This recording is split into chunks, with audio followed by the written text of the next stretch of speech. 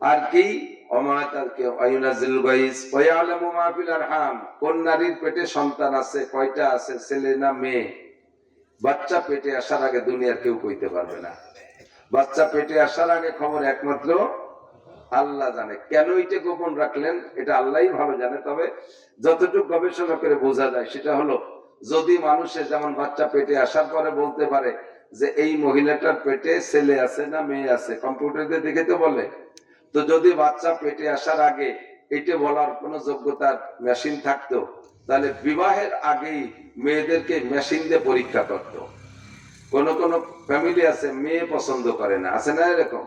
তো ওই ফ্যামিলির লোক যদি কোনো মেয়ে দেখতে যেত মেশিন নিয়ে, যাই দেখো এর পেটে ছেলে আছে না মেয়ে আছে, যদি মেশিনই ধরা পড়তো যে খালি 7টা মাইয়ে, তাহলে কি ওরা ওই মেয়েটারে বিয়ে হতো? বলতে বাদ দাও, এত ভাটির বাচ্চা বাড়ি ঘর ঘুরে যাবে, দরকার নেই, এই মেয়েটার বিয়ে হতো না। আল্লাহকে তুমি বিয়ে হইলে নিয়ে আসো, যাওয়াই বাড়ি যাওয়ার পরে হবে, আগের থেকে আর খাইতে নেই। মানুষের ভবিষ্যৎ লক্ষ্য করে আল্লাহ পাক রব্বুল আলামিন সিদ্ধান্ত, যদি বলে এই মহিলাটার পেটে যা বাচ্চা আছে হবে, কিন্তু সাথে সাথে মরবে, বাচ্চা যা হবে সবগুলো প্রতিবন্ধী পঙ্গু পাঙ্গা খোড়াখানা হবে, তাহলে এই মেয়েগুলোর বিয়ে হতো না। এই জন্য আল্লাহ পাক বিষয়টাকে, রাজটাকে গোপন রেখেছেন। কোন মহিলার পেটে বাচ্চা হবে কি হবে না, হবে কি হবে না, আর ছেলে না মেয়ে এটা আল্লাহই ভালো জানে। 4 নম্বর হলো আজীব করবা, একটু পরে কে কি খাবেন, কে কি ইনকাম করবেন, কাহারও বলার ক্ষমতা আছে? আছে? বলতে হবে না হুজুর আমি ওভার শিওর, আমার 5 খান গাড়ি চলে এই রোডে, ডেলি 5-10 কে 50,000 টাকাই, 1 বছরের মধ্যে একদিনও গ্যাপ নাই। হরতাল ভরতাল যেটা হয়েছে সেটা বাদ, বাকি গাড়ি রোডে চললেই 50,000 টাকা মাইনে। আমারটা আগামীকালও হরতাল টরতাল নাই, ধর্মঘট নেই, কোনোটা নেই, কাইলেও 50,000 টাকা।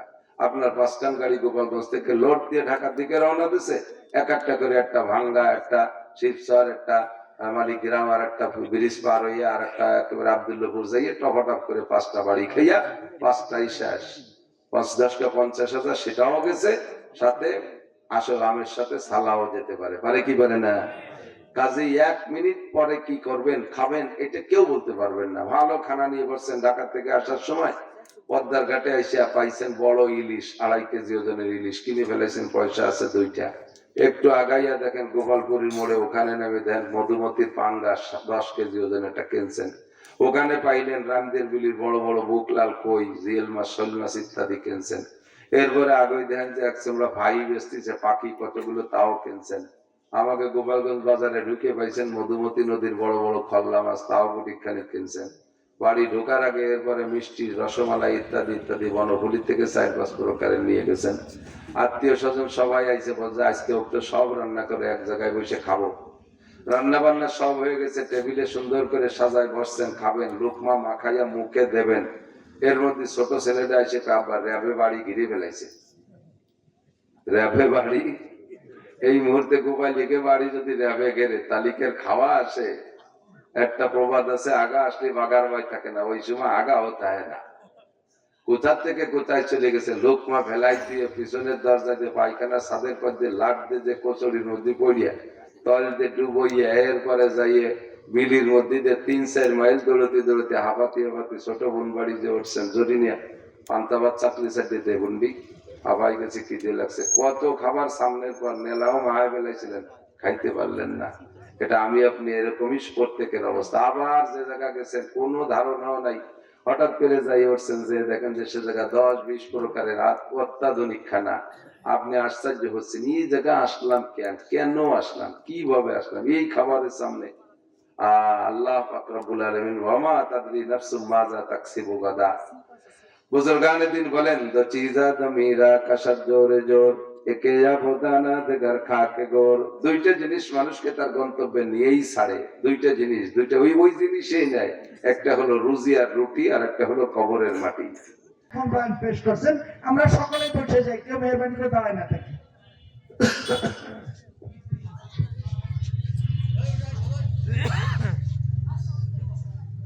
আলহামদুলিল্লাহ والصلاة والسلام على من لا نبي بعده أما بعد فأعوذ بالله من الشيطان الرجيم بسم الله الرحمن الرحيم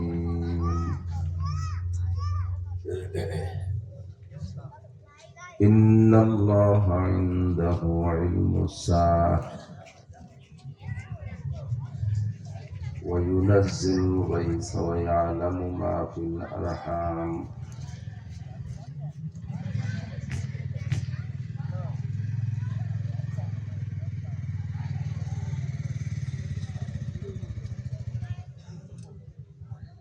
وما تدري نفس ماذا تكسب غدا وما تدري نفس بأي أرض تموت إن الله عليم خبير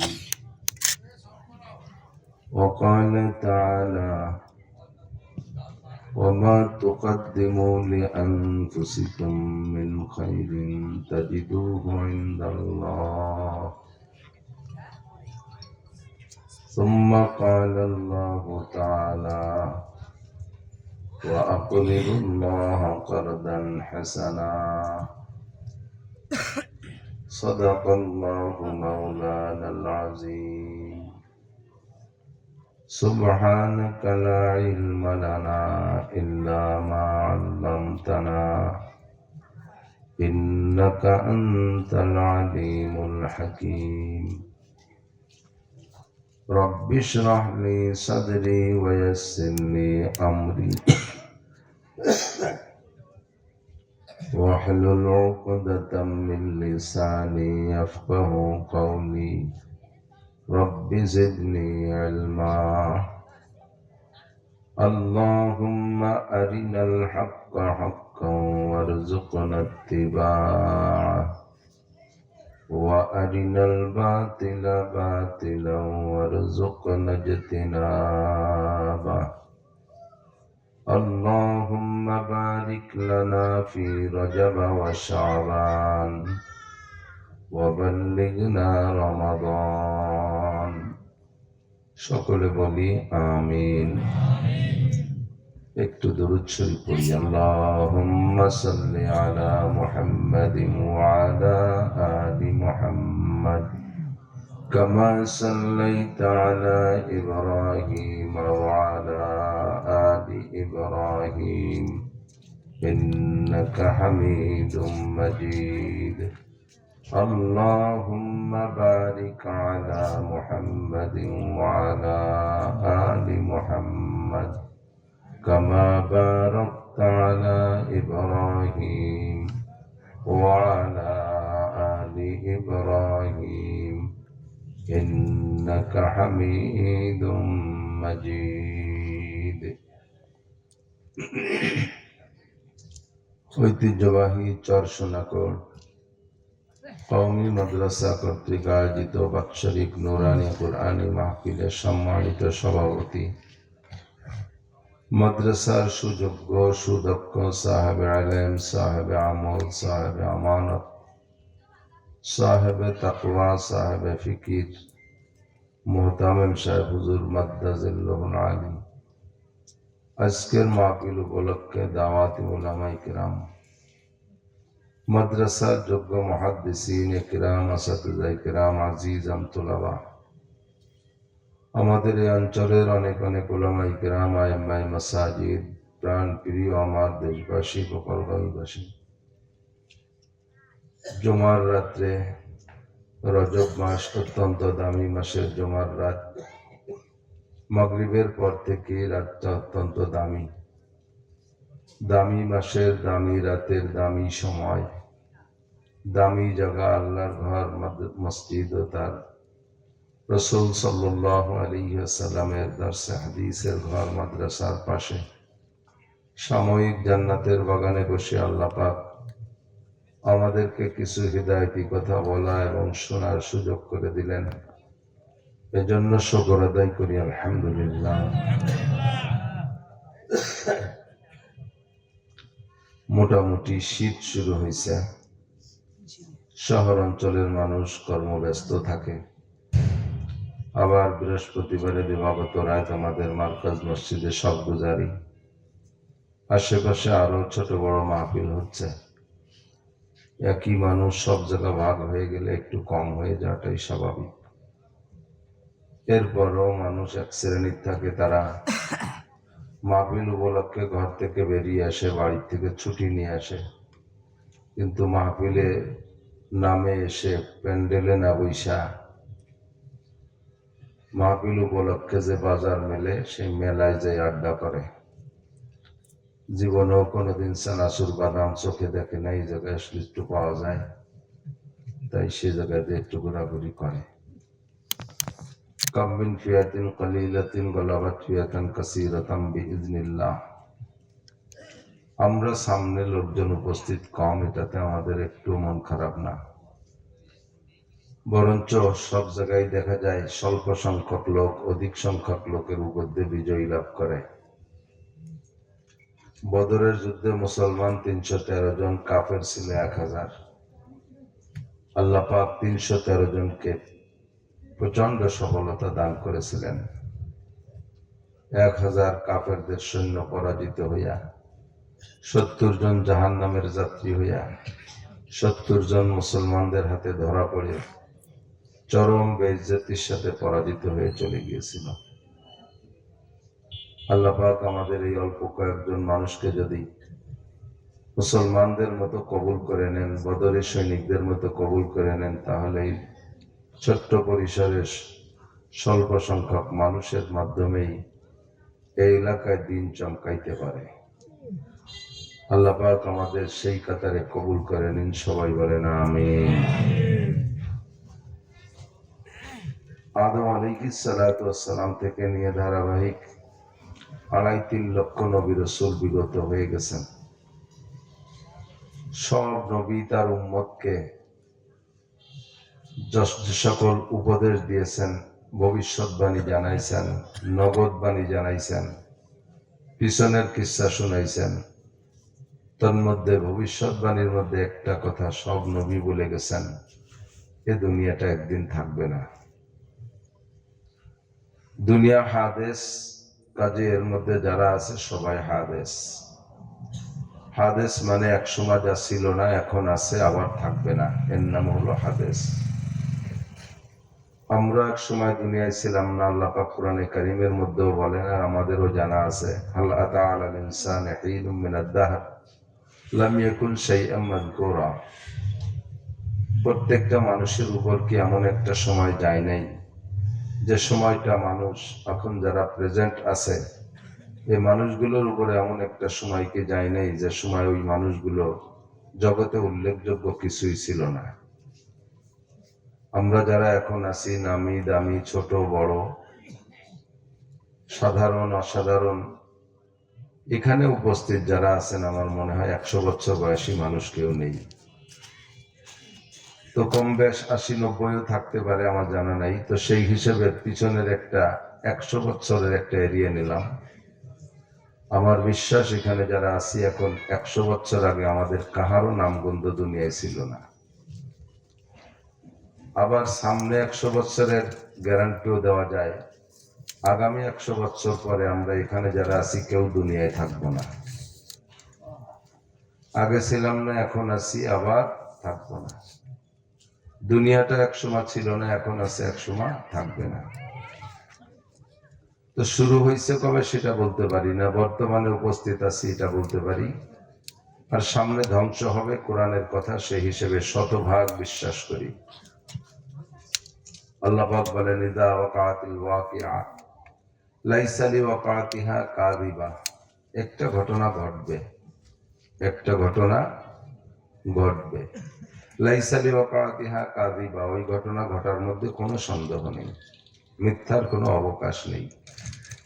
কি হবে সেদিন? ইযা রুজ্জাতিল আরদু রাজ্জা অবুসাতিল জিবালু বাসসা। পায়ের নিচের জমিনটা হারিয়ে যাবে, থাকবে না। পাহাড় পর্বত গুলো তুলার মতো উঠবে, ফাকানাত হাবাআম মুনবাসসা। ওইটারে ওখানে ঝুলেন হাতে বাতিল। কি মাইক আমি বলে দিচ্ছি, সরানা প্লে আছে, হ্যাপি সাউন্ড। হ্যাপি মানেও হ্যাপি, মাইকও হ্যাপি।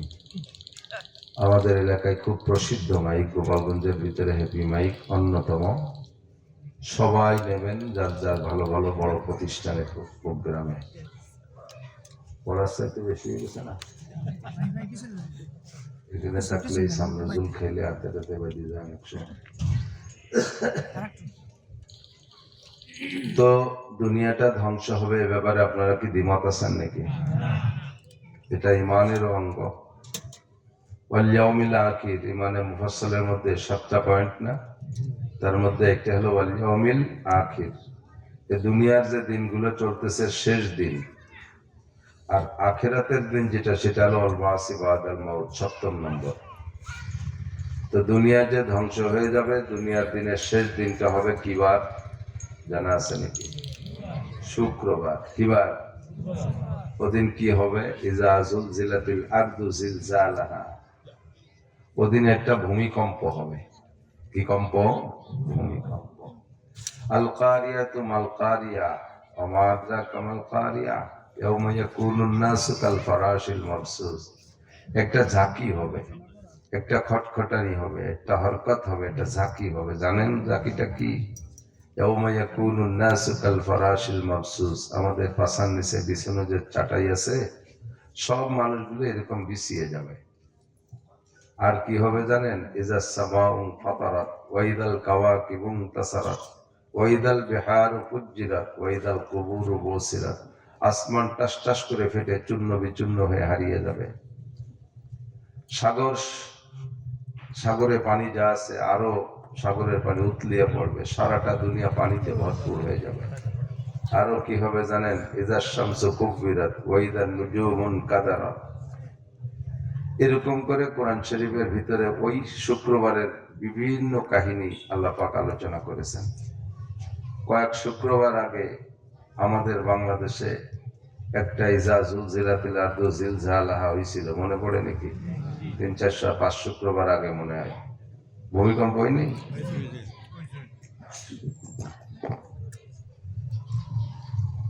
তো ছোট্ট একটা ভূমিকম্পে ওই দিনের ভূমিকম্পের স্মরণ করাই দিয়েছে। কিন্তু মানুষ হলো গাফেল, মানুষ অসৎ, অলস, বোঝে না, এটাকে প্রাকৃতিক দুর্যোগ বলে ধরে নেয় এবং বিভিন্ন প্রকারের মন্তব্য করে। তো কিয়ামত যেদিন হাকিকি কিয়ামত হবে, সেদিন কি হবে? ইয়াউমা তাযহালু কুল্লু মুরদিআতিন আম্মা আরদাআত ওয়া তাদাউ কুল্লু যাতি হামলিন হামলাহা ওয়া তারান নাসা সুকারা ওয়া মা হুম বিসুকারা ওয়ালাকিন্না আযাবাল্লাহি শাদীদ। ওই দিনটা মূল ধ্বংসের দিন যেদিন আসবে, সেদিনটার অবস্থা এমন হবে, অপ্রাপ্ত গর্ভবতী মহিলা, বাচ্চা পেটে পূর্ণ হয় নাই, এমন মহিলাও যদি সেদিন থাকে, অনায়াসে বাচ্চাটা পড়ে যাবে। ওয়াতারান্নাসা সুকারা, মানুষকে দেখবেন মনে হবে যেন এগুলো সব মাতাল, মদ খাইছে। মদ খাওয়া মানুষ দেখছেন কিনা জানি না, আমার সামনে পড়ে মাঝে মাঝে, বিশেষ করে আমাদের এই বিশ্ববিদ্যালয়ের পাশ দিয়ে যখন মেলা রাত্রে আসি, ওই সময় ওরা খাইছে বলে আমি তো জিজ্ঞেস করি না, এমনি ওকে আঠা চলায় সেরকম মনে হয়। 3-4 জন এই গরু সাজলানোর মতো সাজলাইয়ে থল ধরে হাঁটে, আর আইলু বাড়ি খায় আর জাকি খায়। আমার এক সময় একটা ড্রাইভার ছিল, ওর ওই বিষয়ে অভিজ্ঞতা ছিল বলে মনে হলো। তোরে কই যে ইরান ঢোলে কে জাকে খায়, কয় যে হুজুররা মাল খাইছে বলে তাল হারাই ফেলেছে। এই মাল খাওয়া পাল্টে যেমন তাল হারাইয়া ঝাঁকে, আর কেমন যেন চোখ লাল লাল, হুশ জ্ঞান থাকে না। ওয়াতারান্নাসা সুকারা, আল্লাহ কায় মদ খা মানুষের মতো দেখবো ওই দিন মানুষগুলোকে, অথচ অমাহুম বিসুকারা, কেউ কিন্তু মদ খাই নেই সেদিন। ওদিন আর মদের হুশ থাকে না, মদ খাবে সেই নেশাও থাকবে না, ঝাঁকিতেই মদ খা রোগীর মতো মাতাল হয়ে যাবে।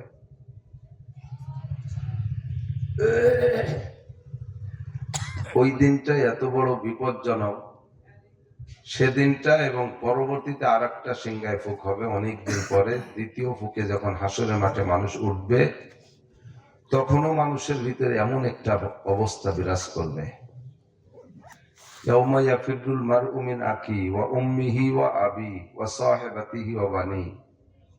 ভাই ভাইকে চিনবে না, সন্তানে বাচ্চা চিনবে না, মায়ের সন্তান বাচ্চারা মা বাবা চিনবে না, যত বড় ক্লোজ ফ্রেন্ড, নিকটতম বন্ধু হোক না কেন, কেউ কেউ চিনতে চাবে না। ইয়া নাফসি ইয়া নাফসি, নিজের চিন্তায় নিজের ব্যস্ত, খুব আতঙ্কিত একটা অবস্থা হবে। তে কথাগুলো কোরআন ১৫০০ বছর ধরে বলে আসতেছে। তার আগে ইঞ্জিলে বলছে, তার আগে তাওরাতে বলছে, জবুরে বলছে, তার আগে তাওরাতে বলছে, তার আগে ইব্রাহিম আলাইহিস সালামের সহিফায় বলছে, তার আগে নূহ আলাইহিস সালামের কিতাবে বলছে, তার আগে ইদ্রিস আলাইহিস সালামের ৩০ খান সহিফায় ওই একই কথা বলছে। কিন্তু মানুষ একটুও ভাবে না। উলাইকা কাল আনআম, এই কারণেই আল্লাহ পাক মানুষকে বলে সেম কোয়ালিটি অফ অ্যানিম্যাল। মানুষ চতুষ্পদ জন্তুর মতো। সামনে 5টা গরু জবাই হয়ে গেছে, আর 5টা গরু বান্ধা রয়েছে, এরাও জবাই হবে। এর আগের সিরিয়ালে 5টা জবাই হয়ে গেছে, পরের 5টা জবাই হবে। তারা এ মুহূর্তেও সিরিয়াল ধরে জবাই হয়ে আসতেছে, বান্ধা রয়েছে, ছুরি টুরি দাঁড় দেয়া। এর মতো অবস্থায় পিছে যে গরুগুলো আছে, এ গরুর সামনে ঘাস দিলি খায়, খ্যার দিলি খায়। এবং গরুওয়ালা যে স্বভাব, সে স্বভাব, সে চরিতার্থ করতে একটু ত্রুটি করে না। একটু পরেই যে ফাঁসি হয়ে যাবে, একটু পরেই যে জবাই হবে, এই বোধ তার নাই। তো মানুষের সামনে এমন ঘটনা ঘটবে, ভবিষ্যৎ আসতেছে। এ কথাগুলো কোরআন এত সঠিকভাবে বলল। কোরআনে যত ভবিষ্যৎবাণী দিয়েছে, সব ভবিষ্যৎবাণীগুলো শত শত ভাগ, শতভাগ শতভাগ, হাজার ভাগ, লাখ ভাগ, লক্ষ ভাগ সত্য বলে প্রমাণিত হচ্ছে। তারপরও মানুষ একটু চিন্তা করে না। এজন্য আল্লাহ বলেন উলাইকা কাল আনআম, এগুলো গরুর মতো, পশুর মতো। আল্লাহ, তো সেই দিনের সেই হালাতটা হবে, বিশ্বাস করে না। আল্লাহ তাআলা ৫ শুক্রবার আগে যে একটা ঝাঁকি দিয়েছে, বাংলাদেশে কয়েকটা সংবাদ দেখলাম, সেই ঝাঁকিতে কিছুটা স্মরণ করাই দিয়েছে। ইউটিউবে দেখলাম, বাচ্চা নিয়ে বাপে মার্কেটে গেছে, কেনাকাটা চলতেছে, ছোট বাচ্চা বাপের হাতের পাশে দাঁড়ানো। যখনই ভূমিকম্প ঝাঁকি দিয়েছে, তখন ছেলের কথা মনে নাই, বাপ ছেলে ফেলাই দিয়ে দৌড়। যারা দেখছেন তারা সাক্ষী দিতে পারেন। ঘরের ভিতরে বসে রয়েছে বউ বাচ্চা নিয়ে, যখন ঝাঁকি দিয়েছে, পুরুষটা ছেলে মেয়ে বউ বাচ্চা সব ফেলাই দিয়ে দৌড়ই সারিয়ে। যার যার চিন্তায় সেই চিন্তিত। এর নাম হলো কিয়ামত। এটা হবে ফাইনাল, একেবারে সব শেষ। তো এই কিয়ামত আরবিতে বলে কিয়ামত। কিয়ামত 3 প্রকার। কয় প্রকার? 3 প্রকার। একটা হলো ইন্টারন্যাশনাল কিয়ামত, আন্তর্জাতিক। আর একটা হলো আঞ্চলিক বা কওমি কিয়ামত। কওমি মানে কওমি মাদ্রাসার কিয়ামত তা না, কওম মানে বংশীয়, জাতিগোষ্ঠী কিয়ামত। আরেকটা হলো পার্সোনাল কিয়ামত, ব্যক্তিগত কিয়ামত। আন্তর্জাতিক কিয়ামতটা মোটামুটি একটু কইলাম। আর জাতিগোষ্ঠী কওমি কিয়ামত হলো দুনিয়ার সব থাকবে, একটা গোষ্ঠীকে শেষ করে দেবে, এক পুরো শেষ।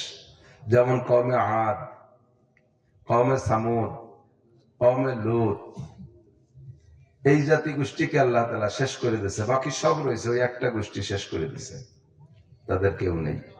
কওমে লূত বলতে গেলে বলাই লাগে একটু। কওমে লূতের আচরণ, তাদের মারাত্মক ৩-৪টে গুনাহ। শুধু একটা গুনার কারণেই তাদের ধ্বংস করছে তা না। অবশ্য বাকি যে গুনাহগুলো, সে গুনাহগুলো ওই গুনাহটাকে উদ্বুদ্ধ করার জন্য, ওই গুনার দিকে উৎসাহিত করার জন্য বাকি গুনাহগুলো। তার মধ্যে একটা গুনাহ হলো, তারা শুরু থেকে যখন যুবকদের দাড়ি গজাইতো, এই শুরু থেকে দাড়ি মুন্ডায় ফেলতো। দাড়ি চাষা আগে ছিল না, দাড়ি চাষাটা কওমে লূতের আগে ছিল না। কওমে লূত থেকে দাড়ি চাষা শুরু হয়েছে। কেন?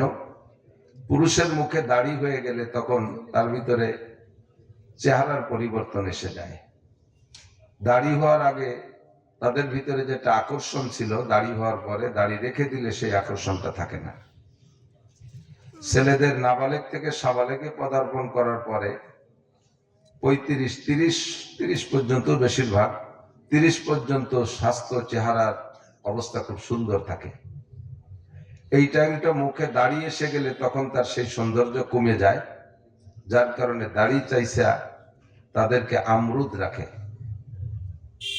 আর এই বয়সটায় দাড়ি মুখে না থাকলে তাদের চেহারা মেয়েদের চেহারার সাথে সাদৃশ্য হয়, রূপ চেহারা খুব সুন্দর হয় দাড়ি না রাখলে। এই জন্যে তাদের মূল উদ্দেশ্য যেটা সেই চরিত্রটা চরিতার্থ করার জন্য ছেলেদেরকে দাড়ি চাইছে আমরুদ রাখার চেষ্টা করতো, যাতে চেহারার আকর্ষণ ঠিক থাকে। 2 নম্বর, তারা পুরুষটা টাকনুর নিচে পর্যন্ত কাপড় পরতো। এর আগে এটা ছিল না, এটা কমে লুট শুরু করছে। মেয়েদের পোশাক কাপড় টাকনুর নিচ পর্যন্ত হবে, তো মেয়েদের মতো সাজায় রাখার জন্য পুরুষরা টাকনুর নিচে পর্যন্ত কাপড় পরতো। যে উদ্দেশ্যে এটা পড়াইতো তাদেরকে, সেই চরিতার্থ করার জন্য, তাদের উৎসাহিত উদ্বুদ্ধ করার জন্য আরেকটা কাজ করতো, সেটা হলো গান বাজনা গাওয়া গাই শোনাশুনি করতো। গান গাইলে বাজনা বাজাইলে মানুষের ভিতরে যৌন স্পৃহা বাড়ে, যৌন সুরসুরি বাড়তে থাকে। এই 3 ভাবে তাদেরকে উদ্বুদ্ধ করে তৈরি করত। 4র্থ নম্বর যেটা তাদের মূল আশা, সেটা হলো সমকাম। এই সমকামের প্রতি উদ্বুদ্ধ করার জন্য আগে আনুষঙ্গিক এই 3টে কাম করত। তো সমকাম সহ ওই 3টে কাজ আহসানুল ফতোয়ার ভিতরে লিখছে।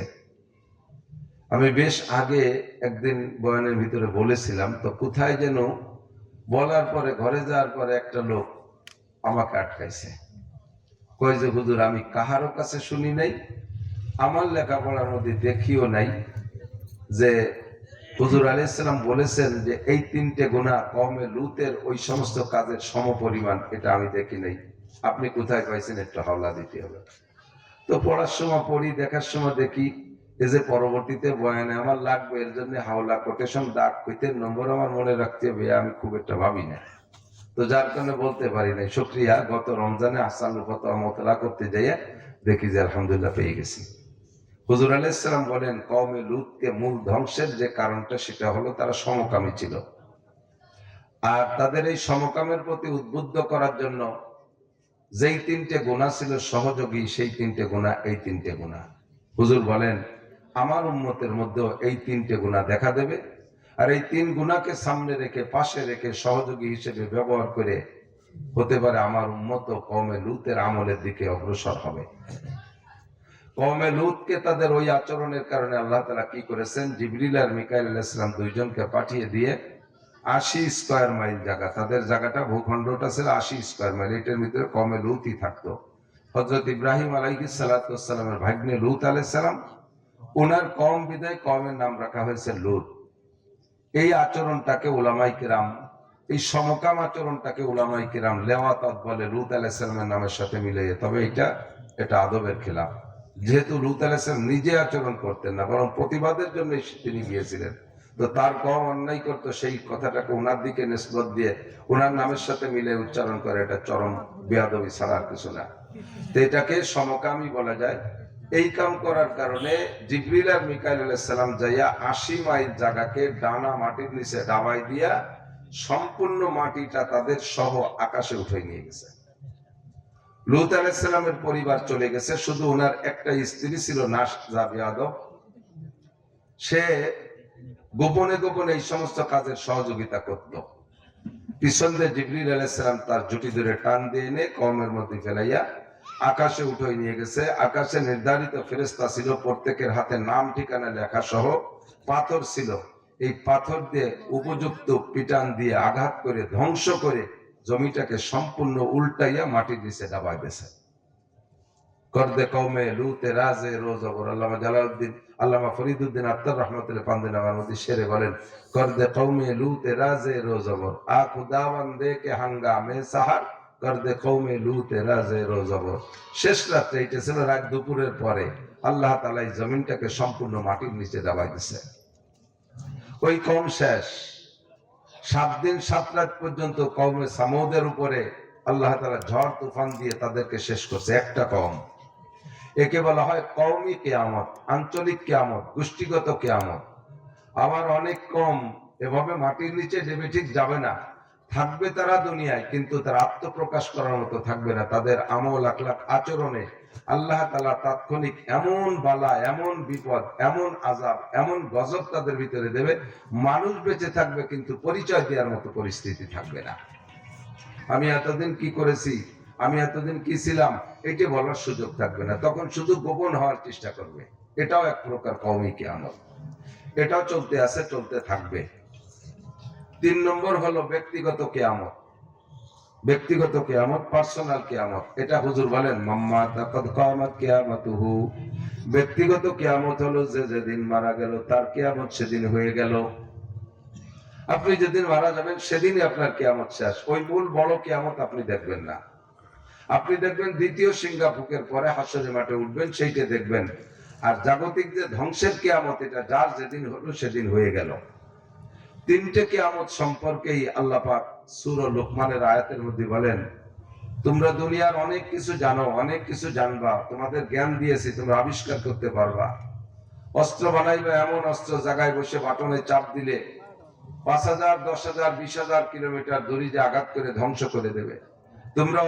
তোমরা বিমান বানাবা, রকেট বানাবা, চাঁদে যাবা, মঙ্গল গ্রহে যাবা, ক্যামেরা বানাবা, মোবাইল বানাবা, হাজারো যন্ত্রপাতি আবিষ্কার করবা। তোমাদের যথেষ্ট জ্ঞান আমি দিয়ে থাকবো, কিন্তু 5টা জিনিস আবিষ্কার করতে পারবা না। তন্মধ্যে 1 নম্বর বলেছেন ইন্নাল্লাহা ইনদাহু ইলমুস সাআহ। এই 3 প্রকারের কিয়ামত কার কবে আসবে, কবে হবে, এটা কেউকে আমি জানতে দেইনি। মূল বড় কিয়ামত যে ধ্বংস হয়ে যাবে সারাটা দুনিয়া, এই ধ্বংস হবে ইসরাফিল আলাইহিস সালামের সিংহার ফুঁকে। ফাইদা নুফিখা ফিস-সূর, যখন সিংহায় ফুঁক দিবেন ইসরাফিল আলাইহিস সালাম, দুনিয়াটা ধ্বংস হয়ে যাবে। সেই ইসরাফিল আলাইহিস সালামকে আল্লাহ বলে নাই 2030 সালে ফু দিবা, 40 সালে ফু দিবা, 3000 সালে ফু দিবা, 3,500 সালে ফু দিবা, এরকম কোন ডেট ইসরাফিল আলাইহিস সালামকে বলা নাই। উনি প্রতিনিয়ত আল্লাহর কাছে জিজ্ঞেস করে, আল্লাহ কতদিন মুহিয়ে নিয়ে বসে থাকো, ফু কবে দেব, ফুটা কবে দেবো? আল্লাহ কাছে সময় হয়নি। কত বাকি? কয় যে আল্লাহ পাক রব্বুল আলামিন নবী পাকের জামানায় বলাই দিয়েছে, লা তাকুমুস সাআতু ফিল আরদি হাত্তা ইকালা ফিল আরদি আল্লাহ আল্লাহ। যতক্ষণ পর্যন্ত জমিনের মধ্যে আল্লাহ বলনেওয়ালা একজন মানুষ থাকবে, অনলি একজন মানুষ থাকবে, অতদিন পর্যন্ত ফু দিতে পারবে না।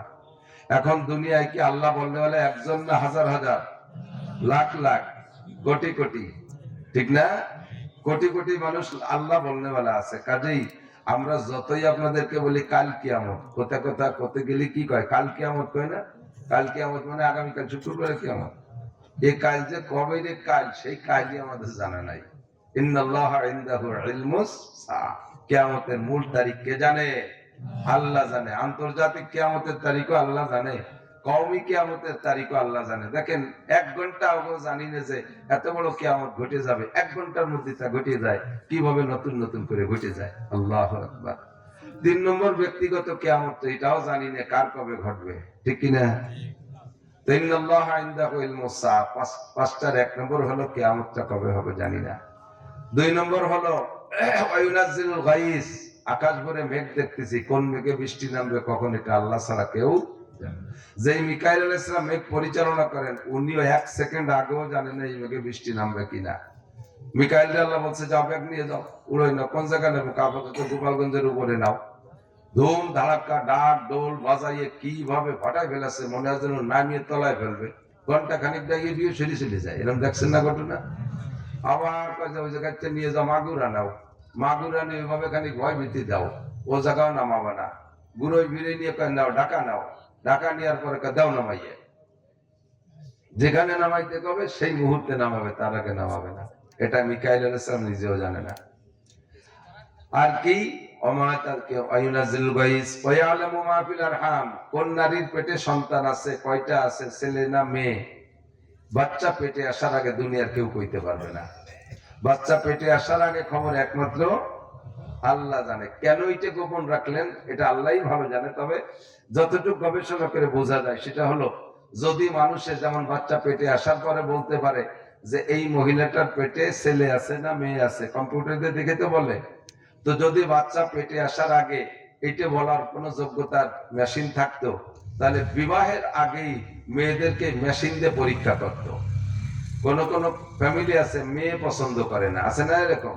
তো ওই ফ্যামিলির লোক যদি কোনো মেয়ে দেখতে যেত মেশিন নিয়ে, যাই দেখো এর পেটে ছেলে আছে না মেয়ে আছে, যদি মেশিনই ধরা পড়তো যে খালি 7টা মাইয়ে, তাহলে কি ওরা ওই মেয়েটারে বিয়ে হতো?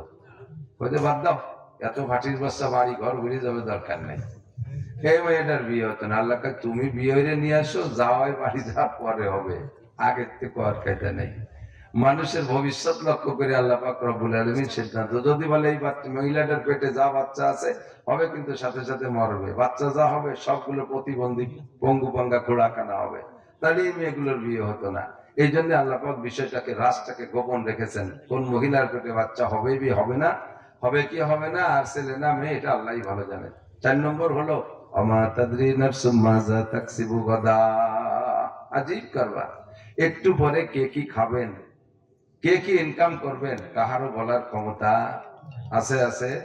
বলতে হবে না হুজুর আমি ওভার শিওর, আমার 5খান গাড়ি চলে এই রোডে, ডেলি 5-10 কে 50,000 টাকাই, 1 বছরের মধ্যে একদিনও গ্যাপ নাই। হরতাল হরতাল যেটা হয়েছে সেটা বাদ, বাকি গাড়ি রোডে চললেই 50,000 টাকা মাইনে। আমারটা আগামীকালও হরতাল হরতাল নাই, ধর্মঘট নেই, কোনোটা নেই, কালও 50,000 টাকা। আপনার 5খান গাড়ি গোপালগঞ্জ থেকে লোড দিয়ে ঢাকার দিকে রওনা দিছে, এক একটা করে, একটা ভাঙ্গা, একটা শিবচর, একটা মালিগ্রাম, আর একটা ব্রিজ পার হইয়া, আর একটা একেবারে আব্দুল্লাপুর যাইয়ে টপাটপ করে 5টা বাড়ি খাইয়া 5টাই শেষ। 5-10 কে 50,000 সেটাও গেছে, সাথে আসল আমের সাথে সালাও যেতে পারে, পারে কি পারে না? কাজেই 1 মিনিট পরে কি করবেন, খাবেন, এটা কেউ বলতে পারবেন না। ভালো খানা নিয়ে বসছেন, ঢাকা থেকে আসার সময় পদ্মার ঘাটে এসে পাইছেন বড় ইলিশ, 2.5 কেজি ওজনের ইলিশ কিনে ফেলেছেন, পয়সা আছে 2টা। একটু আগাইয়া দেখেন গোপালপুরীর মোড়ে, ওখানে নেমে দেন মধুমতির পাঙ্গাস 10 কেজি ওজনের একটা কিনছেন। ওখানে পাইলেন রামদের বিলির বড় বড় বুকলাল, কই, জিয়েল মাছ, শোল মাছ ইত্যাদি কিনছেন। এরপরে আগে দেখেন যে একসঙ্গে ভাই বেচতেছে পাখি কতগুলো, তাও কিনছেন। আমাকে গোপালগঞ্জ বাজারে ঢুকে পাইছেন মধুমতি নদীর বড় বড় খল্লা মাছ, তাও গুটিখানে কিনছেন। বাড়ি ঢোকার আগে এরপরে মিষ্টি, রসমালাই ইত্যাদি ইত্যাদি বনভূলি থেকে 4-5 প্রকারের নিয়ে গেছেন। আত্মীয় স্বজন সবাই আইসে, বলছে আজকে ওকে সব রান্না করে এক জায়গায় বসে খাবো। রান্না বান্না সব হয়ে গেছে, টেবিলে সুন্দর করে সাজায় বসছেন, খাবেন, লোকমা মাখাইয়া মুখে দেবেন। এর মধ্যে ছোট ছেলেটা এসে আবার র্যাবে বাড়ি ঘিরে ফেলাইছে। র্যাবে বাড়ি, এই মুহূর্তে গোপাল লিখে বাড়ি যদি র্যাবে ঘেরে তালিকের খাওয়া আসে। একটা প্রবাদ আছে, আগা আসলে বাগার ভাই থাকে না, ওই সময় আগাও থাকে না।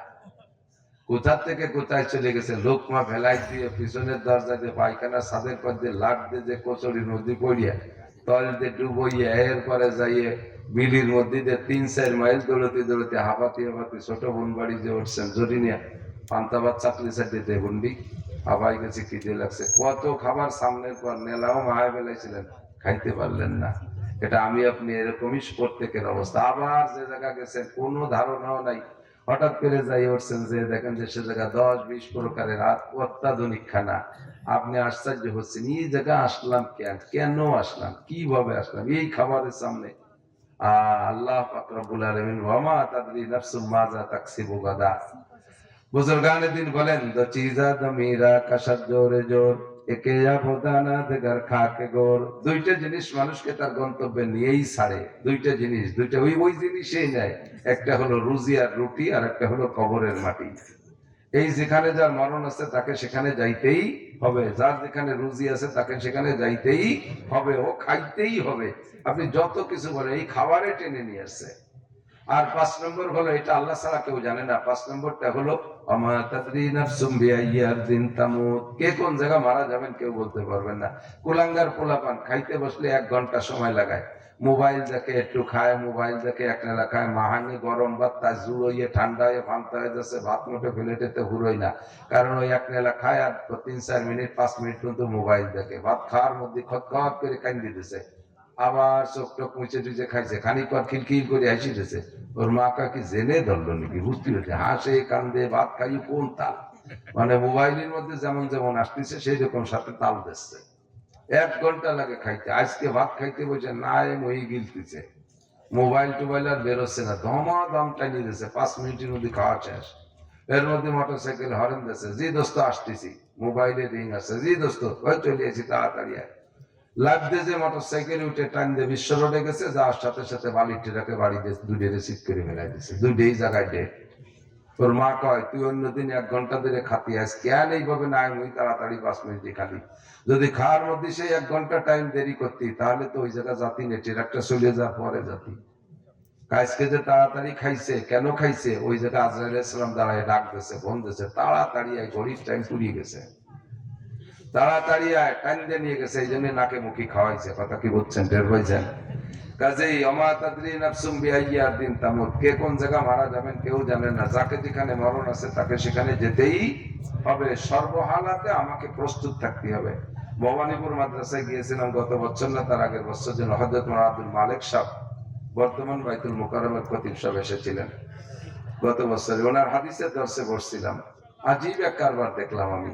ওনার থেকে আমি অবশ্য শুনি নাই, কিন্তু আমি কোরআন হাদিসের বিশ্লেষণে এবং নিজের অভিজ্ঞতাকে ওনার আমলের সাথে মিল করে দেখলাম। ঘটনাটা হলো, উনি হাদিস পড়াচ্ছেন, বহুত বড় বড় উলামায়ে কিরাম সব বসে, আমাদের আলী আহমদ শাহ হুজুর বসা, বড় বড় উলামায়ে কিরাম গোপালগঞ্জের যা ছিল সবই বসছে সামনে।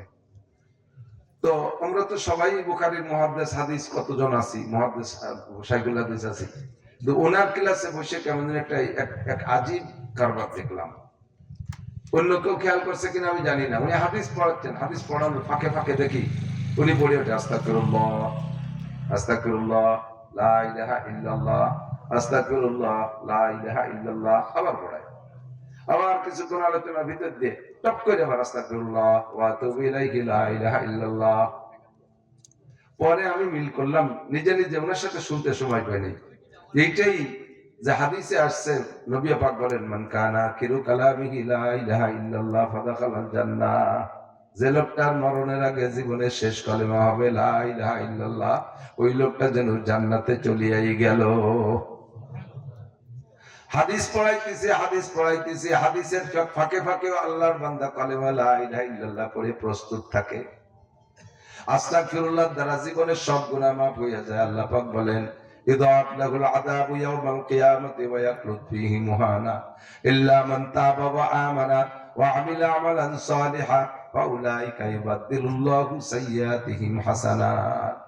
ইযা জাআ নাসরুল্লাহি ওয়াল ফাতহ ওয়া রাআইতান নাসা ইয়াদখুলুনা ফী দীনিল্লাহি আফওয়াজা ফাসাব্বিহ বিহামদি রাব্বিকা, তারপরে ওয়াস্তাগফিরহু ফাসাব্বিহ ফাসাব্বিহ বিহামদি রাব্বিকা ওয়াস্তাগফিরহু ইন্নাহু কানা তাওয়াবা।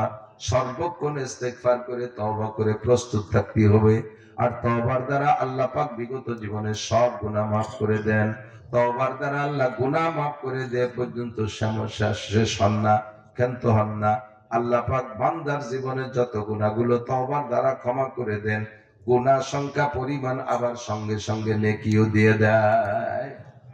হাদিস পড়ান বান্দা, আল্লাহর বান্দা, বহুত বড় মুহাদ্দিস, ফাঁকে ফাঁকে লা ইলাহা ইল্লাল্লাহ পড়ে মরার জন্য প্রস্তুতি নেন। ফাঁকে ফাঁকে আস্তাগফিরুল্লাহ ওয়া আতুবু ইলাইহি তওবা পড়ে পিছনের গুনাহগুলো মুছে পরিষ্কার করে রাখেন। এত বড় মুহাদ্দিস যার জিন্দেগির দুনিয়ার কোন একটা মুহূর্ত আমার মনে হয় ইবাদত বন্দেগী আর কোরআন হাদিসের ভিতরে সবল ছাড়া কাটে না। এই লোকটা যদি সর্বক্ষণ প্রস্তুত থাকতে পারে, আমার আপনার প্রস্তুত থাকার দরকার আছে না নাই? এই জন্য কাজ কর্মের ফাঁকে ফাঁকে একটু আমার কিয়ামত এনি টাইম এসে যেতে পারে, আমার ব্যক্তিগত জীবনের কিয়ামত এনি টাইম এসে যেতে পারে। কাজেই সর্বক্ষণ আমাকে প্রস্তুত থাকা দরকার। আস্তাগফিরুল্লাহ, একটু করে বলি আস্তাগফিরুল্লাহ, অন্তর থেকে বলি আস্তাগফিরুল্লাহ, মুখে আস্তাগফিরুল্লাহ। এটা জাস্ট তওবা বোঝানোর জন্য একটা ভাষা তৈরি করা হয়েছে। মূলত তওবা আর ইস্তেগফার হলো আন্তরিক তওবা। আমি জীবনে যত গুনাহ করেছি কোনো সেই সব গুনাহ আর করব না। দাড়ি কাটার অভ্যাস আছে যারা, কওমে লূতের স্বভাব, আমি দাড়ি আর কাটবো না। টাকনুসিয়ে প্যান্ট পাজামা লুঙ্গি পরার স্বভাব যাদের পুরুষরা, আমি সেই গুনাহ থেকে তওবা করলাম, আমি আর কোনোদিন টাকনুসিয়ে পোশাক পরবো না। আল্লাহু আকবার। গান বাজনা শোনার স্বভাব কওমে লূতের স্বভাব, যেই গুনার কারণে আল্লাহ তাদেরকে মাটির নিচে ডাবাই দিয়েছিলেন। আমি জীবনে কোনোদিন গান বাজনা ফেসবুক, ইউটিউব আর ডেক্স আর বক্স আর মাইকের মাধ্যমে, রেডিও টেলিভিশনের মাধ্যমে আর কোনোদিন গান বাজনা শুনবো না। এর থেকে তওবা করা। হারাম খাওয়ার অভ্যাস আছে, সুদ খাওয়ার অভ্যাস, ঘুষ খাওয়ার অভ্যাস, সুদে লেনদেন করার অভ্যাস আছে। মুখে 1000 কোটি বার আস্তাগফিরুল্লাহ পড়লে কাম হবে না। আগে আপনাকে গুনাহ ত্যাগ করে আসতে হবে। গুনাহ থেকে মনটাকে পরিপূর্ণ ফিরে এনে তারপরে আপনাকে মুখে আস্তাগফিরুল্লাহর দ্বারা ওইটাকে বাস্তবায়ন করতে হবে। আপনার জিন্দেগিতে যত, আমার জিন্দেগিতে যত গুনাহ আছে, সমস্ত গুনাহ থেকে ইস্তেগফার আর তওবা। গুনাহ করেছি ক্ষমা চাই, তওবা মানে ভবিষ্যতের জন্য অঙ্গীকার। খেয়াল করি, তওবা মানে ভবিষ্যতের জন্য প্রতিজ্ঞা। আল্লাহ আর সামনে গুনাহগুলো করব না। এমন করে যদি পাক্কা তওবা করেন আর তওবা যদি আল্লাহ কবুল করেন, তাহলে আপনার পিছনে সব গুনাহ নেকি হয়ে যাইবে। তওবা কবুল হয়েছে তার একটা প্রমাণ একটু শুনে নেন। আপনি যে গুনাহ থেকে তওবা করেছেন, মরণের আগে যদি আর সেই গুনাহ কোনোদিন না করেন, যে গুনাহ থেকে তওবা করেছেন সেই গুনাহ যদি মরার আগে কোনোদিন না করেন, তাহলে বুঝবেন তওবা কবুল হয়েছে। আর তওবা মুখে পড়েন আর মনে মনেও তওবা করেন, কিন্তু সে গুনাহ বারবার করতে আছেন, বুঝবেন যে এখন আল্লাহ পাক তওবা কবুল করে নাই, আপনার তওবা তওবার মতো হয় নাই। তওবা কেমন এদিক তাকান। আপনার তওবা কবুল করানোর জন্য আপনাকে কেমন করতে হবে। আল্লাহু আকবার। হাজ্জাজ ইবনে ইউসুফ নামে একজন জালেম বাদশা ছিল, জানেন, নাম শুনেছেন শিক্ষিত মহল। হাজ্জাজ ইবনে ইউসুফ বহুত বড় জালেম বাদশা।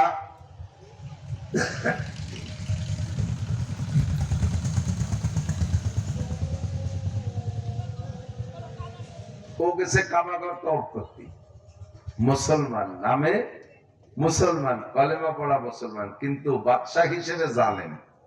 বহুত আলেম উলামারে মারছে, বহুত ধর্মীয় প্রতিষ্ঠান ধ্বংস করছে, বহুত আলেম উলামাকে জেল হাজতে দিয়ে কষ্ট দিয়েছে। আবার মুসলমান, হজও করে, উমরাও করে, মাঝে মাঝে কাবা করে। আমাদের দেশে তো এরকম অনেকেই আছে আলহামদুলিল্লাহ। আকাম কুকামের গুরু আবার মাঝে মাঝে দল ধরে উমরাইছে। গুমরারা উমরা করে কেমন যেন পাক সাপ হয়েছে, আইছে ও বাচ্চা যাইও যা, আইসিও তাই। মাঝে মাঝে মনে উঠলে একটু কোয়া লাগে। 19 সালে সরকারি প্যাকেজে হজ পাইছিল, আব্দুল্লাহ মিয়া গুছাই গেছে, 58 জন আলেম নিছিল, আমারও নিছিল। তা আরাফাতের ময়দানে যাইয়া তুমুল বৃষ্টি, তাবুর মধ্যে আটকে গেছি। এমন বৃষ্টি আমি জীবনেও দেখিনি। বাংলাদেশ তো বৃষ্টির দেশ, বহু বৃষ্টি বাংলাদেশে 56-57 বছর বয়সে দেখছি, কিন্তু আরাফাতের মাঠের বৃষ্টি আর ওই যে ঠাটা পড়া, এও আমি শুনি নেই। আমাদের বাংলাদেশে জীবনে সবচাইতে বেশি ঠাটা পড়া, বিদ্যুৎ চমকার আওয়াজ শুনছি সিরারের রাত্রে। মনে আছে নাকি সিরারের রাত 2007 সাল? তো আমি আরাফাতের ময়দানের মতো ওরকম শব্দ অত জোরেও পাইনি আর অত ঘনও পাইনি। ওই বছরে এমন পড়া পড়ছে, মরুভূমির বালি ভিজে আরাফাতের মাঠে হাঁটু পানি জমে গেছে 2 ঘন্টা বৃষ্টিতে। তালি বোঝেন বৃষ্টির সাইজ কেমন ছিল। বাইরে দাঁড়ানো যায় না, বৃষ্টির ফোট শিলির মতো এটা। তো তাঁবুর মধ্যে আটকে গেছি আমরা 58 জন। হুজুরও যে তাঁবুতে, সেই তাঁবুতে আব্দুল্লাহ মিয়াও ছিলেন রহমাতুল্লাহ আলাইহি, তারপরে স্পিকার ছিলেন 2 জন, তারপরে বিমান মন্ত্রী, তারপরে জনপ্রশাসন মন্ত্রী, এরপরে সচিবরা ছিলেন, ডিসিএসপিরা ছিলেন অনেক। কারণ বসে বসে যখন কাজ নাই, বাইরে জাতি পারতেছেন, এক জায়গায় বসে কতক্ষণ বলছে, যার যার কাজে গল্পে লেগে গেছে। আমাদের মন্ত্রী মহোদয় মিয়া হুশিয়ার মানুষ, তো উনি যেন প্রত্যেকে হ্যান্ড মাইক একটা সংগ্রহ করিয়া, এবার বক্তার তো অভাব নেই, বাংলাদেশের বাছাই করা বক্তা সবই ওর মধ্যে, হাবিবুর রহমান যুক্তিবাদীও আছে, তারপরে সরসিনের প্রিন্সিপাল আছে, চরমনের পিসাব আছে, তার আমরা সবাই আছে, হাটাদারি হুজুর, পটিয়ার হুজুর, লালবাগের হুজুর, সব হুজুর। তো ধরে ধরে এক একজনকে নিয়ে বসায় দিয়েছে, ব্যাটিং যা গুছাই গেছে, ব্যাটিং দিয়ে চেয়ার বানাই বসায় দিয়েছে, এক একজন ওই হ্যান্ড মাইক দিয়ে অস করতে হবে। তো 5-6 জন অস করার পরে আমারে দিছে, তুমি কও। আমি এত বড় হুজুরকে মধ্যে ছোট মানুষ কি কবে? তা আমি কইলাম কি, যে আমরা এখান থেকে যদি হজ্জে মাবরুর বাড়ি নিয়ে যেতে পারি, কবুল হজ, হজ্জে মাবরুর মানে কবুল হজ, তাহলে এর প্রতিদান আর কিছু না, একমাত্র জান্নাত। আল্লাহ তাআলা বান্দার বিভিন্ন সময় বান্দার কাছে আসে। তো হাদিসে পাওয়া যায়, আরাফাতের ময়দানে আল্লাহ বান্দার যত নিকটে আসে, আর দুনিয়ায় কোনো ইবাদত নাই, কোনো রাত নাই, কোনো দিন নাই যে সেই দিন এর চাইতে বেশি কাছে আসে। আরাফাতের ময়দানে আল্লাহ একেবারে নিকটে চলে আসে। তাহলে আল্লাহ আমাদের সবার খুব কাছে আছে। এই মুহূর্তে আমরা একটা কবুল হজ আল্লাহর সাথে যোগাযোগ করি, আল্লাহর কবুল করায় নিয়ে যাব। এতে আপনারা কি বলেন? সবাই বলে জি হুজুর, এই দিও কবুল দেয় ওই জায়গায় হজ্জে মাবরুর আল্লাহরে ধারে ধারে পাই, কবুল হজ কবুল করায় নিয়ে যাব। তো বললাম যে হজ কবুল হয়েছে এর একটা প্রমাণ আমি বলবো? তো জি হুজুর বলেন। আমি বললাম হজ কবুল হয়েছে এর প্রমাণ হলো, এই হজে আসার আগে বাংলাদেশে থাকতে যা যা আকাম করছেন, হজেরতে যাই যদি তাই না করেন, তাহলে বুঝবেন যে এই যাইতে হজ্জে মাবরুর নিয়ে বাড়িয়েছেন। বাংলাদেশে থাকতে টোন মারতেন, মন মারতেন, রাস্তা মারতেন, খাল মারতেন, বিজিএফ কার্ড মারতেন, ব্রিজ মারছেন, কালভার্ট মারছেন, ফ্যাসিলিটি বিল্ডিং মারিয়ে খাইছেন, রোডের ইট সিমেন্ট খোয়া বালি কত তামারি খাইছেন। তারপরে দাড়ি কাটছেন, নামাজ পড়েন নাই, সুদ খাইছেন, ঘুষ খাইছেন, আকাম কুকাম যা করতেন হজে আসার আগে। এই জায়গা থেকে যাওয়ার পরে যদি সেইগুলো আর না করেন তাহলে বুঝবেন যে হজ্জে মাবরুর নিয়ে বাড়ি আসছেন, কবুল হজ নিয়ে আসছেন। সবাই কাজে জাগা মতো হাত দিয়ে ফেলাইছে আজকে। হজের শেষে ওই জায়গাতে যাওয়ার পরে গেলাম শয়তান মারতি জামরায়, বোতল ভরে পাথর নিয়ে যাইতো। পাথর মানে এত বড় খান না, ছোট ছোট কঙ্কার, বোতলে এক বোতলের ভিতরে 200 নিয়ে যায়। ওই পানি খাওয়া বোতল, পথ ভরে বোতল পাওয়া যায়। ওই পাথর গুলো সংগ্রহ করতে মুজদালে পারতে। তো ওই জায়গায় যাইয়া পাথর ভরে নিয়ে গেছে, এক বোতল ভরা পাথর। একজন 3 দিন মারার পরে 8 বোতল রয়ে গেছে। একজন কইতেছে হুজুর এই বোতল এই কটা কি এর ভেতর, শয়তান রে মারার জন্য আনছি। আর একজনকে পুরো বোতল ধরে মারি দাও। এর মধ্যে একজন করছে না, যে কটা মারছো মারছো, বাই কটা নিয়ে যাও, বাংলাদেশে মেলা শয়তান আছে, এ কটা বাংলাদেশে যে মারি দিই। আমার তওবা, আমার নামাজ, আমার রোজা, আমার হজ, আমার যাকাত, আমার টুপি, আমার দাড়ি, আমার পাগড়ি সবগুলো যদি আল্লাহ কবুল করেন, তাহলে ইবাদত কবুলের আলামত হলো যে ইবাদত করছেন ওই ইবাদত আবার নিয়মতান্ত্রিক ভাবে যদি করতে পারেন, তাহলে প্রমাণ যে আপনার ইবাদত কবুল হয়েছে। মাগরিবের নামাজ কবুল হয়েছে যদি ঈশার নামাজ সুন্দরভাবে পড়তে পারেন, ঈশা কবুল হয়েছে যদি ফজর সুন্দরভাবে পড়তে পারেন, গত রমজানের রোজা কবুল হয়েছে যদি বেঁচে থেকে এই রমজানের রোজা নিয়মতান্ত্রিক ভাবে রাখতে পারেন, হজ কবুল হয়েছে তার প্রমাণ হলো যদি মরার আগে আরেকটা বার কমপক্ষে হজ বা উমরা করতে পারেন, তাহলে বুঝবেন যে কবুল হয়েছে। একটা আলামত বলছি আর কি, অন্য আরো থাকতে পারে। এরপরে যাকাত কবুল হয়েছে প্রমাণ, এবারও যদি যথারীতিতে যাকাত দিতে পারেন। এক খতম তিলাওয়াত কবুল হয়েছে প্রমাণ, যদি আরেক খতম তিলাওয়াতের মধ্যে শুরু করতে পারেন, ঢুকতে পারেন, পড়তে পারেন। গুনাহ থেকে তওবা কবুল হয়েছে এর প্রমাণ হলো যদি ওই গুনাহ থেকে তওবা করার পরে আর সেই গুনাহ না করেন, তাহলে বুঝবেন যে তওবা কবুল হয়েছে। কথা বলেন। আর এই সব ইবাদত এবং কবুলিয়াতের জন্য শর্ত হলো এই সবগুলোর মধ্যে ফ্রেশ থাকতে হবে, পরিচ্ছন্নতা থাকতে হবে। যা কর্ম কার জন্য? একটু কন্যা কার জন্য? নামাজ কার জন্য? রোজা কার জন্য? হজ যাকাত আল্লাহর জন্য। টুপি দাড়ি পাগড়ি কার জন্য? একটু বলেন কার জন্য? জিজ্ঞেস করছে আপনি তো আগে নামাজ পড়তেন, এখন তুই মসজিদে আসেন নামাজ পড়েন, ঘটনা কি? যে বাড়ি কি করবো, বিটি গেজালায় বাড়ি ধার কাজে আছে নাকি? তাহলে এই যে মসজিদে নামাজ পড়তে সেটা আল্লাহর জ্বালায় না, কাজ জ্বালায়, বিটি জ্বালায়। এই ইবাদত কি আল্লাহর জন্য হয়েছে নাকি? কথা কন না কেন? আপনি তো আগে দাড়ি রাখতেন না, তো ভালোই বড় দাড়ি, কয় যে এই বয়সে দাড়ি না রাখলে মানসি কি কয়? দাড়ি যে দাড়ি সেটে রাখছেন নাহলে আল্লাহর জন্য না, মানসি কি কয়? ঠেকানোর জন্য। কথা কন। এর কয় শিরিক ফিল ইবাদত, আর আল্লাহ নিষেধ করেছে ওয়ালা ইউশরিক বিইবাদাতি রাব্বিহি আহাদা। কোন ইবাদতের মধ্যে মাখলুককে শরীক করবে না, একমাত্র কি হবে? আমা উমিরু ইল্লা লিয়াবুদুল্লাহ মুখলিসিনা লাহুদ্দিন। নামাজ পড়ো, রোজা রাখো, তওবা করো, জিকির করো, মসজিদ করো, মাদ্রাসা করো, দান করো, খয়রাত করো, সব ইখলাসের সাথে একমাত্র কাহার জন্য? আবার বলি কাহার জন্য? প্রশংসার লোভ করলে সব শেষ। প্রশংসার লোভ করলে প্রশংসা নিজের টুক নিজে করবে, আর তাতেও পারার না বললে আর সবাই নিজে করাবে। এটা হলো আল্লাহর অধিকার। কার অধিকার? আর দুনিয়ার এক শ্রেণী মানুষ আছে ইউহিব্বুনা ইউহমাদু বিমা লাম ইয়াফআলু, ভালো কাজ করেও প্রশংসা চায়, আর কিছু না করেও প্রশংসা চায়। ভালো কাজ না করেও প্রশংসা চায়। অনেকে আছে আত্মপ্রকাশ করতে খুব, প্রশংসা করতে খুব ব্যস্ত। আমি এটা করেছি, ওটা করেছি, সেটা করেছি, মসজিদ করছি, মাদ্রাসা করছি, আমার মাদ্রাসা এই আছে, মসজিদে এই আছে, আমি মাদ্রাসার ইত্যাদি ইত্যাদি করছি। এই যে গল্প দেওয়া স্বভাব, এটার মধ্যে ইখলাসের ঘাটতি। আমি যে ভালো কাজ করছি এটা মানুষে বলুক, কতক্ষণ না বলে না বলুক, না বলে বরঞ্চ নাই বলুক।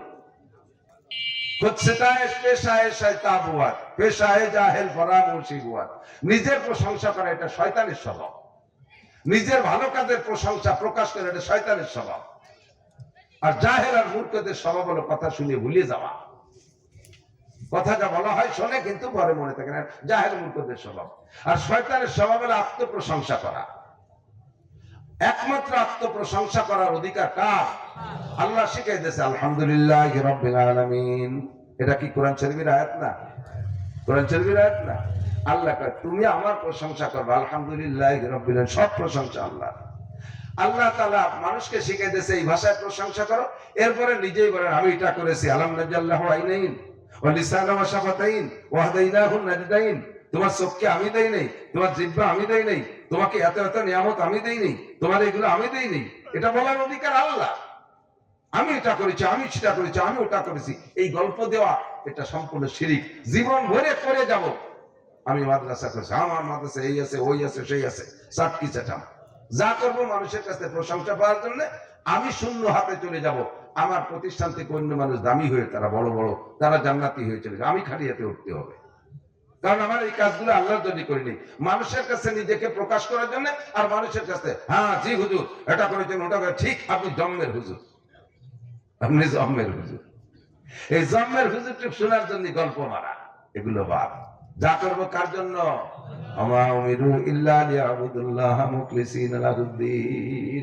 তাহলে আমাদের এনি টাইম কিয়ামত আসতে পারে। আমি সুস্থ, প্রত্যেক বক্তারা বক্তারা সেম। ডাক্তাররা শারীরিক রোগের চিকিৎসা করে, বক্তারা মানুষের আধ্যাত্মিক রোগের চিকিৎসা করে, ডায়াগনোসিস করে, ঔষধ দেয়, একই পদ্ধতি।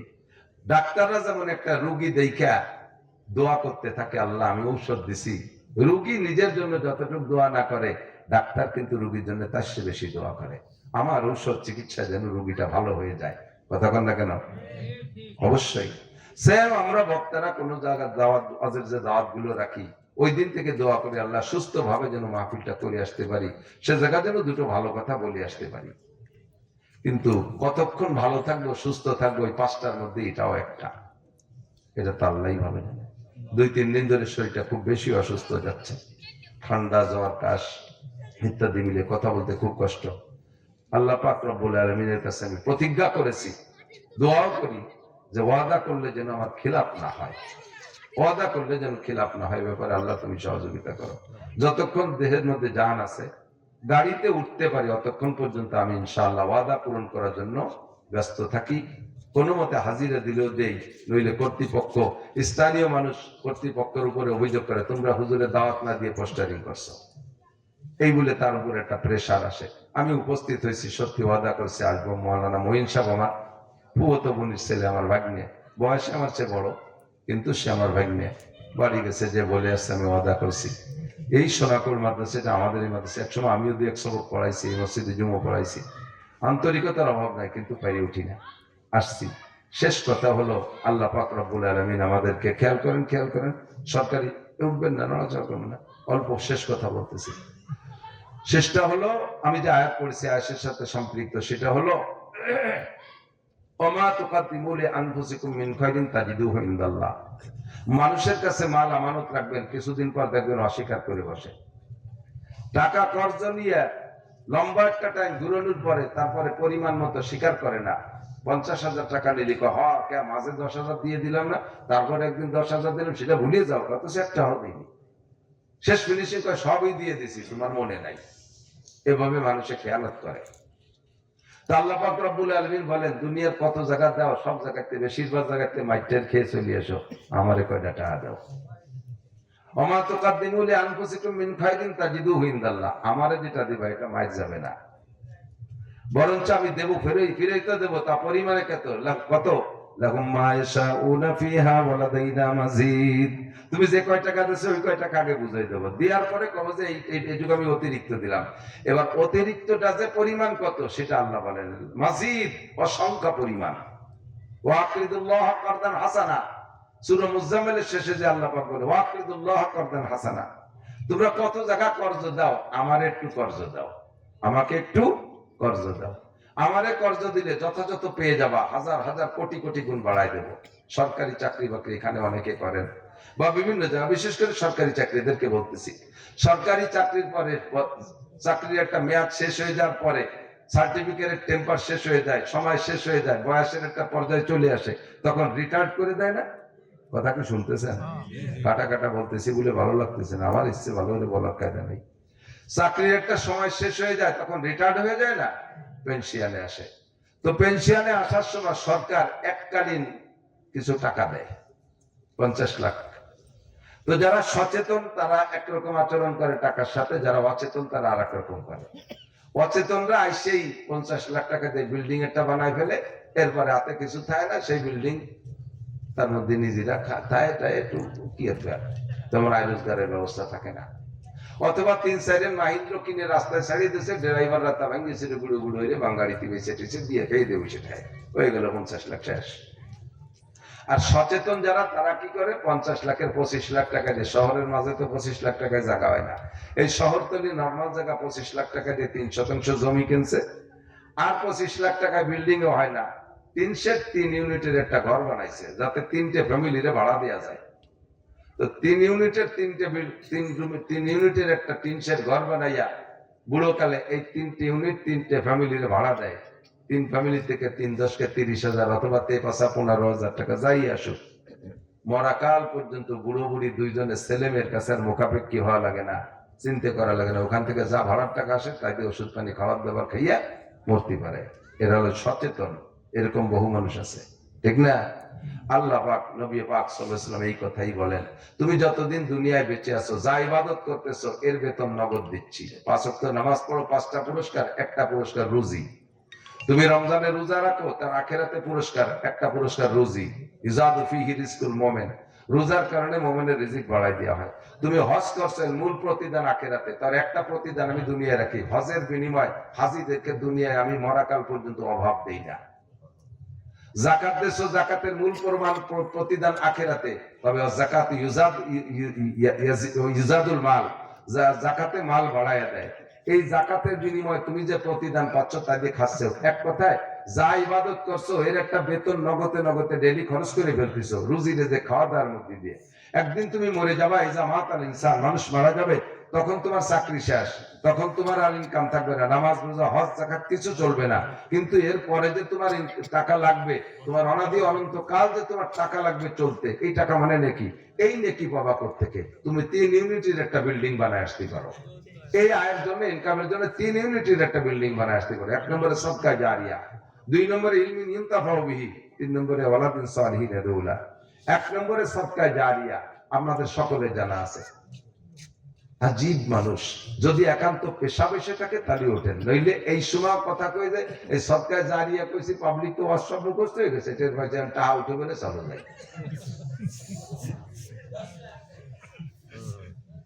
আজীব কারবার, সারা রাত অজবে শুনবো, কিন্তু পয়সা দেওয়ার সময় দেবো না, ওই সময় চলে যাবো। আটা দিলেই বুঝবো যে এই উল্টো দলের মানুষ। যদি জ্ঞানী হন, বুদ্ধিমান হন, 3 ইউনিট বানানোর দলের লোক হন, সচেতন পাবলিক হন, তাহলেই বসতে হবে।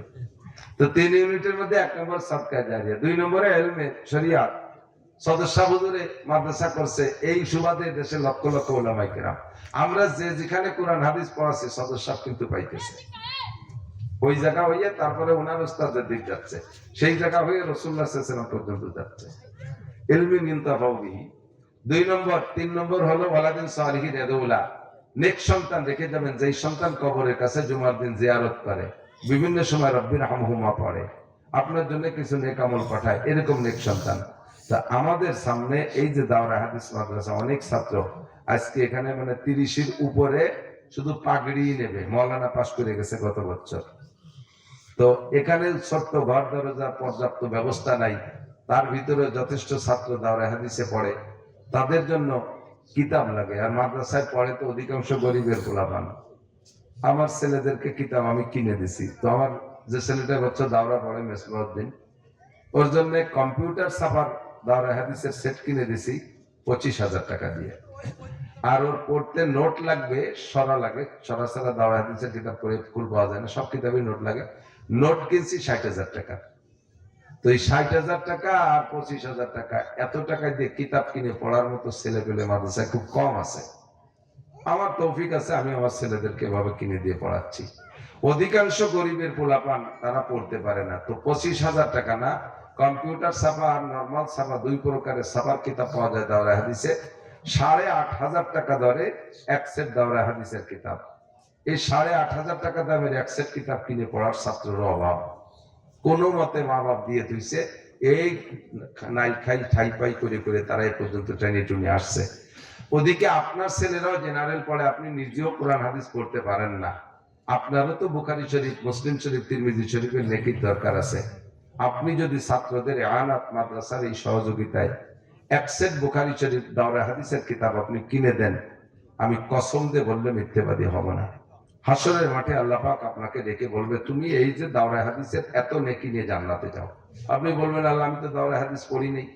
তুমিও মাদ্রাসায় দাওরা হাদিসের কিতাব কিনে দিছিল, ওই কিতাব পড়ে যত মাওলানা হয়েছে সব মাওলানারা যা নেকি পাইছে সমপরিমাণ নেকি তোমাকে দিয়ে দেওয়া হয়েছে। এমন একটা সুযোগ, জীবনে লাখ লাখ টাকা কামাই করছেন, রাখতে পারেন নাই, সামনে যা কামাই করবেন তাও থাকবে না। আর কে কয় টাকা কামাই করছেন অডিট করতে গেলে এই হিসাব কেউ দিতে পারবে না। জীবনে কিনা কয় টাকা কামাই করছেন হিসাব আছে কে কাছে? হিসাব নাই। হিসাব দেওয়া যেমন নাই, আর একটা সত্য কথা, টাকাও আপনার কাছে নাই। তার চেয়ে সত্য কথা, সামনে যা কামাই করবেন তাও সব রাখতে পারবে না, খরচ হয়েই যাবে। কত অভাব অনটন উত্তরাই করে আপনি এ পর্যন্ত আসছেন। আজকে আপনার হালাল ইনকামের থেকে আগামী রমজান মাসে কিতাব লাগবে, রমজানের পরে খুলবে সবক, এবছরটা শেষের দিকে। এখন থেকে নিয়ে রমজান পর্যন্তর মধ্যে আপনি এক সেট কিতাব 8,500 টাকা দিয়ে দাওরা হাদিস মাওলানার ক্লাসের কিতাব কিনে দেবেন। এটা সদকায়ে জারিয়ার দপ্তরে 1 ইউনিট থেকে আপনার নেকি যাইতে থাকবে আপনার আমলনামায়। মহব্বতের সাথে এমন কোন আল্লাহর বান্দা থাকলে আমি 2-3 মিনিটের ভিতরে এই কাজটুকু সেরে দিয়ে যাব। 2-3 মিনিটের ভিতরে একটু থাকলে বলবেন, আমি সবাই নিয়ে দোয়া করব আল্লাহ তাআলা তাকে কিয়ামতের ময়দানে মুহাদ্দিসিন শাইখুল হাদিসদের সাথে আল্লাহ তাআলা জান্নাতি করে দেন। আল্লাহ তাআলা বদরি সাহাবাদের সাথে তাকে জান্নাতি করে দেন। আল্লাহ তাআলা আনসার সাহাবাদের সাথে তাদেরকে জান্নাতি করে দেন। দুনিয়ায় হালাল ভাবে লাখ লাখ কোটি কোটি টাকার মালিক বানায় দেন। আল্লাহ জীবদ্দশায় একবার মক্কা মদিনা জিয়ারত নসিব করেন। সবাই বলেন আমিন। মরহুম মুর্দাগান যারা কবরে চলে গেছে তাদের কবর এটা সদকায়ে জারিয়ার দপ্তরে কবুল করে নেন। আব্বার জন্য লম্বা চওড়া মিলাদ না দিয়ে, মিলাদ কিচ্ছুই না, মিলাদ ফান্নাতি। আমরা মিলাদ পড়ি না, হুজুররা মিলাদ, হুজুররাই পড়িয়ে দেয়, আপনাকে ডাকে যায়, বাকি আমাদের মা বাপ বললে মিলাদ দেয় না। যে কথা আপনারা বলে থাকেন যে হুজুররা পরের মিলাদ পড়ে, নিজেরা কোনোদিন বাড়ি মিলাদ দেয় না। কারণ আমরা জানি যে মিলাদের মধ্যে কি আছে, খালি খালি ওয়ান আমরা পয়সা খরচ করি না। আর আপনারা ডাইয়ে নেন তাই যে এখানে গাইয়ে দিয়ে চলে আসি।